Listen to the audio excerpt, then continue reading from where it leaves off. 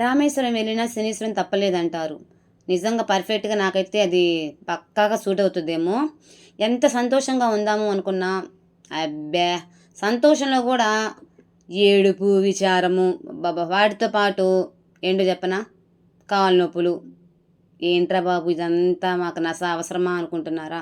అసలేం జరిగింది అంటే, మేము చేసిన ఒక చిన్న పొరపాటుకి, తప్పుకి అబ్బా! ప్రతిరోజు క్రిందకి దిగినప్పుడల్లా అనుభవిస్తున్నాము. అసలు నా వల్లైతే అవ్వటం లేదు. ఇంట్లో చేసుకొని ఇలా తింటే ఎంత బావుంటుందండి. చాలా బావుంటుంది కదా! ఇంతకేం చేశానో తెలుసా? చెప్తాను రండి. సో, ఫస్ట్ ఆఫ్ ఆల్ నేను చేసిన తప్పేంటి అంటే, లాస్ట్ టైం వీడియోలో నేను చెప్పాను కదా! అబ్బా! అని మనము 100 రకాలుగా మంచిగానే ఆలోచిస్తామండి. 100 రకాలుగా. ఎవరైనా సంతోషంగా ఉండాలనే, ఎవరైనా ఇబ్బంది పడకుండా, హ్యాపీగా ఉండాలనే కోరుకుంటాము. కానీ కొన్ని కొన్ని విషయాల్లో మనం తీసుకున్న నిర్ణయాలు ఎలా ఉంటాయి అంటే, ఒక తప్పుదోవ పట్టిస్తుంటాయనమాట. ఇది పర్లేదు, ఏం కాదు అన్నట్లుగానే అనిపిస్తది. కానీ ఎప్పుడైతే పర్లేదు, ఏం కాదు అని అనుకుంటామో, దానిలోనే ఒక కిటుకు, ఒక లాజిక్ అనేది ఇమిడి ఉంటుంది. నిజంగా. అది ఏంటనేది ఈ వీడియోలో మీతో నేను షేర్ చేసుకోవాలనుకుంటున్నాను. ఫస్ట్ ఆఫ్ ఆల్ ఇక్కడ నేనేం చేస్తున్నాను అంటే, ధనియాలు, చిన్నులపాయలు చక్కగా లో ఫ్లేమ్‌లో మనకి ఫ్లేవర్ తెలుస్తదనమాట. ఆ ఫ్లేవర్ వచ్చిందాకా అలా వేయించుకుంటూ ఉండాలి నాజూగ్గా. తర్వాత పక్కన రైస్ పెట్టేసేసాను. ఇక్కడ వచ్చేసేటప్పటికి ఇదిగోండి పప్పు చేస్తున్నా. పప్పులో ఎవరైనా పచ్చిమిర్చి ఈజీగా ఒక 100 గ్రామ్స్ అంటే ఒక 10నో, 15నో వేసుకుంటారు. అట్లీస్ట్ ఒక 5 అన్నా వేసుకుంటారు మంట తినని వాళ్ళు. నేను మాత్రము 2 వేశాను. ఆ 2 కూడా మళ్ళీ పప్పులు మెదిపేటప్పుడు తీసి పక్కన పెట్టి, మళ్ళీ తాలింపులో అవే వేస్తున్నాను. ఎందుకు ఇదంతా అర్థం కాలేదు కదా! అది కూడా ఎందుకనేది మీకు చెప్తాను. అబ్బా! షాకుల మీద షాకులున్నాయమ్మ మాకు. సో, ఫైనల్లీ అయితే పప్పు కూడా రుబ్బేసేసి తాలింపు కూడా వేసేసాము. చివరికి ఆ మిరపకాయలు నా మొహానే పడేస్తారనమాట. ఎవరు తినరు మా ఇంట్లో. బుజ్జిగాడు తినరు. మా ఆయన అస్సలు ముట్టుకోడు. ఇంకా నేనే కదా ఉంది. ఆ పచ్చిమిరపకాయలు కూడా నా కోసమే నేను వేసుకున్నాను. పప్పులో మెదిపితే ఎక్కడ అవి చితికితే, ఎక్కడ మనకి పప్పులో విత్తనాలు పచ్చిమిర్చి విత్తనాలు నోటికి తగిలితే ఏడ మంట వస్తుందని చెప్పి మా ఆయనతోటి కాస్త మంట తగిలిందంటే చాలండి నా మీద ఇంత ఎత్తున లెగుస్తాడు. నీ కోసం చేసుకున్నావా పప్పు అంటాడు ఒకటే మాట. అవన్నీ మనం భరించడం కష్టం లేండి. అమ్మ పిల్లలు అలాంటివి కూడా జరుగుతాయి అన్నమాట. సో, అందుకని మంట లేకుండా ప్రిపేర్గా ఇలా అయితే చేశాననమాట. సో, తాలింపులో వేశాను కాబట్టి ఇంకా తాలింపులో అలా 2 తీసేసి నా ప్లేట్లో వేసేసుకుంటాను. సో, ఫైనల్లీ అది మరి అలా ఇలాగా ఫ్రై చేశాను అన్నాను కదా ఏంటనుకున్నారు? చెప్తాను. ఇదేంటబ్బా! ఒక పక్క అన్నం వండుతూ, ఒక పక్క వచ్చేసేసి అదేందో వేయించుతూ, రైస్ వండేసి మళ్ళీ టిఫిన్ జోలికొచ్చారనుకుంటున్నారా? అన్ని విషయాలు మీతోనే షేర్ చేసుకుంటానండి. ఇంకెవరున్నారు నాకు చెప్పండి. అంతే కదా! యాక్చువల్లీ ఇది టిఫిన్ టైమే. టిఫిన్ టైంలోనే వంట కూడా స్టార్ట్ చేసేసాను. ఒక చిన్న మీటింగ్ ఉంది. ఆ మీటింగ్‌తో పాటు ఒక చిన్న అకేషన్ కూడా ఉంది. సో, ఈ 2 చూసుకునే పనిలో ఉన్నాను కాబట్టి, మళ్ళీ ఇంటికి వచ్చేసే టైంకి ఎంత టైం పడుతుందో తెలియదు కాబట్టి, సో, ముందుగానే వంట అనేది ప్రిపేర్ చేసుకుంటున్నాననమాట. ఏదైనా ముందు జాగ్రత్త. అర్థమైందా? మళ్ళీ ఎప్పుడు వస్తామో తెలీదు కదా! 1 అవ్వచ్చు, 2 అవ్వచ్చు, 3 అవ్వచ్చు. చెప్పలేము. సో, అందుకని ఇదిగోండి ఇలాగా. ఈ వీడియోలో చూసారా? మెదిపేటప్పుడే ఆ 2 తీసేసి పక్కన పెట్టేసేస్తాననమాట. సో, నా పరిస్థితి అలా అనమాట. నాకేమో కొద్దిగా కారంగా తినాలని ఉంటుంది. ఈయనకేమో అస్సలు కారం అనేది పడదు. చూసారు కదా! సో, ఇదేంటి అంటే కారము ఇంట్లో చేసిన కారమే. సో, ఇప్పుడేందంటే నేను కొబ్బరి, శనగపప్పుతోటి ఒక కారం చేస్తున్నాను. ధనియాలతోటి ఒక కారం చేస్తున్నాను. 2 రకాల కారం అయితే నేను ఇంట్లో ప్రిపేర్ అయితే చేస్తున్నాను. ఇక్కడ మా బుజ్జిగాడు వచ్చేసి క్యామ్ ఇలా అన్నాడనమాట. సో, నేను అది ఆఫ్ చేశాను అనుకున్నాను క్యామ్‌ని. కానీ ఆఫ్ అయితే చేయలేదు కానీ మా వాయిస్ అయితే వచ్చేస్తుంది. ఇక్కడ ఇది చూసారా? శనగపప్పు అండ్ కొబ్బరితోటి కారము. ఇలాగా. తర్వాత ధనియాలతో కూడా సపరేట్‌గా కారం అయితే చేశాను. కారం మాత్రము ఎప్పుడు నేను ఇంట్లోనే చేసుకుంటాను. మసాలాలు కానీ ఏదైనా పచ్చళ్ళు అయితే బయట, అది కూడా ఊరకాయ, మ్యాంగో, ఉసిరి ఇవైతే బయట తెచ్చుకుంటాను ఎప్పుడన్నా. అలా అని డైలీ ఏం కాదు, ఎప్పుడన్నా.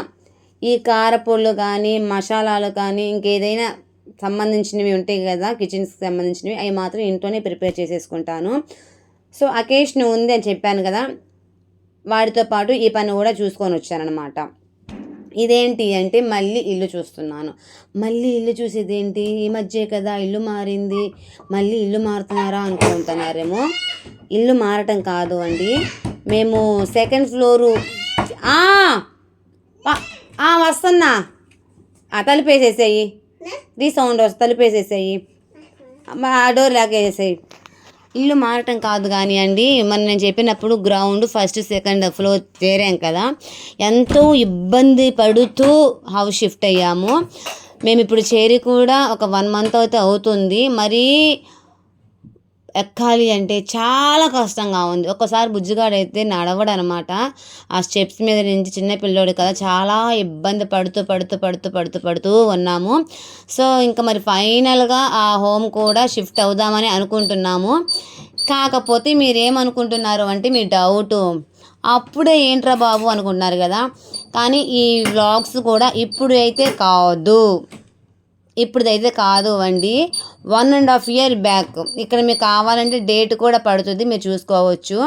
ఇది ఇప్పుడైతే కాదు, వస్తున్నా 1.5 year బ్యాక్ వీడియో అనమాట.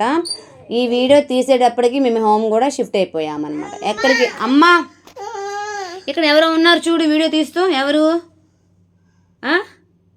ఎవరే చెప్పు. సో బుజ్జిగాడు కూడా నవ్వేస్తున్నాడు. బుజ్జిగాడికి కూడా ఇప్పుడిప్పుడే మాటలు వస్తున్నాయి. అప్పుడు ఈ ఇల్లు షిఫ్ట్ అయినప్పుడు బుజ్జిగాడు అయితే ఫస్ట్ బర్త్డే కూడా రాలేదు, 9 months బాబు అనమాట. సో ఫ్రెండ్స్, అది అండి. అది ఎవరు చెప్పు.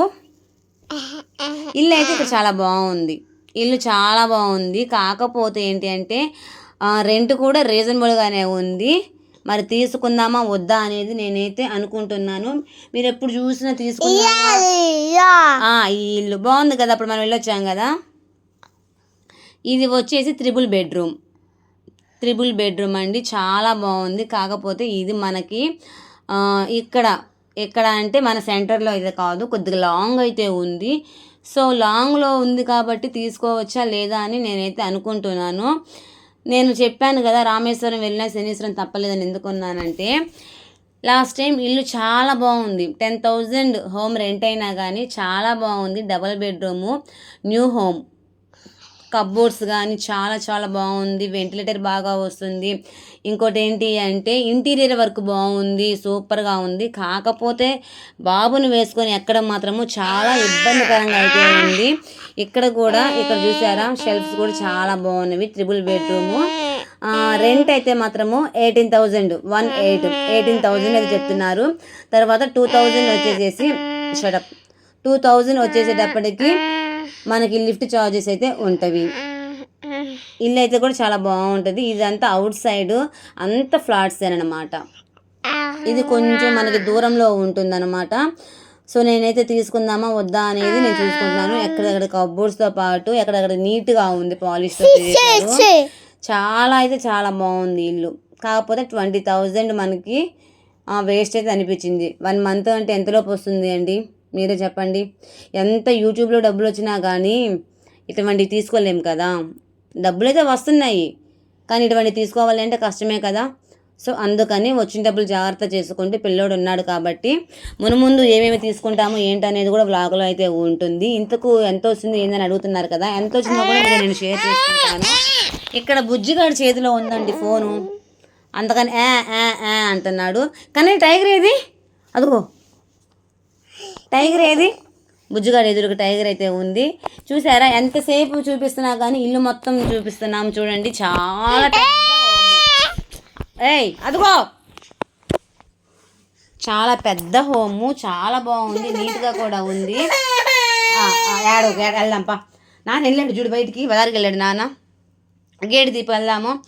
సో అదనమాట. చూసారా, ఎంత చూపిస్తున్నా కానీ వద్దులే ఫోన్ కావాలా, బుజ్జిగాడికి ఫోన్ కావాలంట, వాయిస్ వాడిస్తాడంట. సరే నువ్వు కూడా ఇవ్వైతే అమ్మ అని చెప్పు. అమ్మా నాకు చెప్పు అయితే. అమ్మా నానేడి చూపించు. ఇప్పుడు నాన్న వస్తాడు చూడు. చూసారా ఎంత చూపించినా కానీ సగం వీడియో దాకా అదే ఉంది. సో అక్కడ ఉన్న వర్కర్ మాత్రము మాకు దగ్గరుండి చూపించారు అండి, అన్నీ చూపించారు. సో ఫ్లాట్స్ అన్నీ ఇక్కడ చాలా బాగున్నాయి, కానీ డబ్బులు కూడా ఊరికే రావు కదా చెప్పండి, ఎవ్వరికి డబ్బులు ఊరికినే రావు కదా. సో అదే ఫ్రెండ్స్, మరి ఇల్లు ఎలా ఉంది, నచ్చితే కనుక ఖచ్చితంగా లైక్ చేయండి. మీకు ఇంకో విషయం చెప్పాలని రేపు చెప్తాను.